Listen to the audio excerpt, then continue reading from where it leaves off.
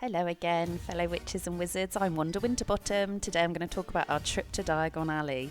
So, Wishbuckle's off to Hogwarts.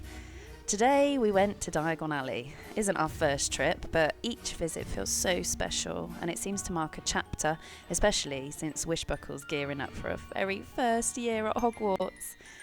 So we started our journey. We took the Flu network from home. We tried to leave early to beat the crowds, of course. Realised though I didn't have much Flu powder left. It was just about enough for the two of us, but we made it to the leaky cauldron without a hitch, so that was lucky. We stepped through the green flames and Wish's eyes just sparkled with excitement. She was so looking forward to going to Diagon Alley today. The leaky cauldron was bustling with activity, the witches and wizards chatting over their drinks. But to our surprise, we ran into some family friends, the Huckleberries. They were there for the same reason, so it was so lovely to catch up. We shared stories about Wish and their son starting at Hogwarts. Their son Chandler is so excited as well.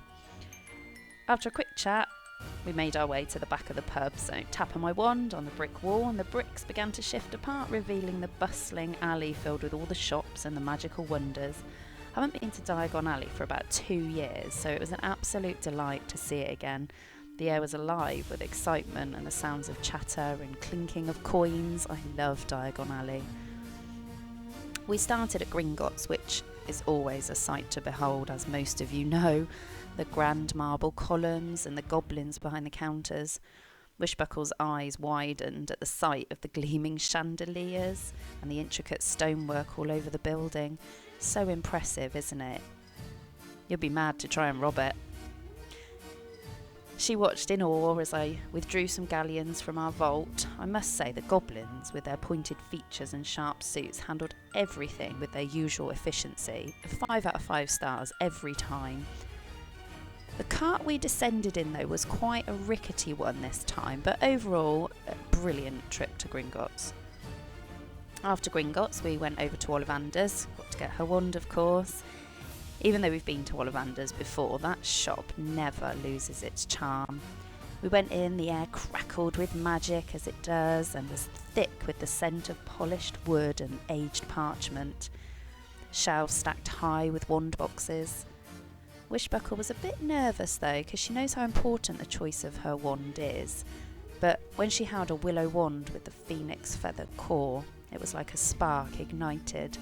The wand hummed in her hand and the entire shop filled with a warm glow. You know what it's like when you hold your first wand. I could just see her confidence grow instantly. So after that, we headed over to Madame Malkin's for her robes. Madame Malkin's was bustling today. The bright colours of the fabric, amazing. Love that shop. So Wish eagerly tried on various styles and she was giggling as she twirled in front of the mirror.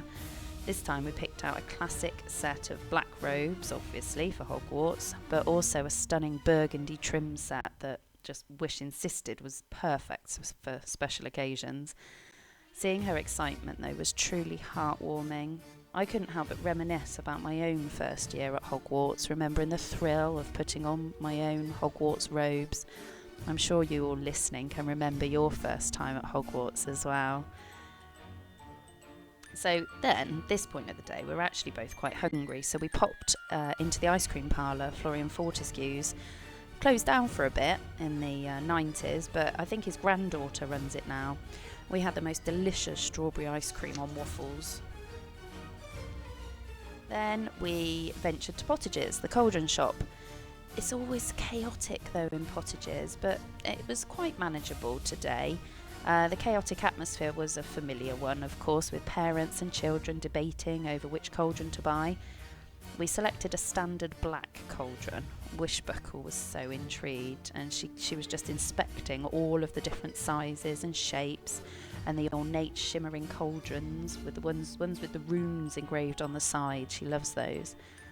She was particularly fascinated by the intricate designs on the more elaborate cauldrons, but I reminded her that a simple one would do for now. We also picked up her potion ingredients for first year too, and a potion box. The prices have risen since our last visit. If you've been to Diagon Alley recently, you'll notice those price increases, but Oh well. And I grabbed some more flu powder while we were in there too, because we'd nearly run out. Then we went on to Flourish and Blots. It's filled with excited students everywhere, just flipping through the pages, discussing their reading lists. The smell of fresh parchment and ink just filled the air as we navigated all the tall aisles full to the brim. Wishbuckle was on a mission to find her required textbooks, but her eyes absolutely sparkled when she spotted a beautifully illustrated book on magical creatures. I couldn't resist letting her add it to her collection. As she was flipping through the pages while we were in the queue, her face lit up with wonder at all the drawings. There were some lovely pictures of unicorns and dragons. Maybe her career will be in magizoology, you never know. She clutched it so tightly as we left and her eyes were sparkling. So the highlight of our day, as always, was the magical menagerie. It was filled with all sorts of enchanting creatures. We were greeted by a chorus of chirps, squeaks, and the occasional roar from the back, of course. Love this shop. We love animals in this family. And then she saw it, a fluffy little snowy owl perched on a high shelf, feathers glistening in the light. She approached it quite cautiously. The owl blinked at her with its bright, intelligent eyes, but I could see the connection instantly. I knew we had to take the owl home. So after some deliberation, we named her Nimbus. Watching my daughter interact with her new pets, one of the most heartwarming moments of my day. As I reflect on the trip, I feel a blend of emotions. Excitement for the incredible journey that lies ahead for Wish, and nostalgia for my own time at Hogwarts, and the joy of seeing Wish so happy and just full of wonder. Each visit to Diagon Alley serves as a reminder of the magical experiences that are just waiting for her, and I can't wait to hear all about her adventures. I hope she shares everything and writes to me often. I want to know about the friends she's going to make, the lessons she's going to learn. Anyway, I must dash. I hope to waffle again to you soon. I'm Wanda Winterbottom. Thank you so much for listening.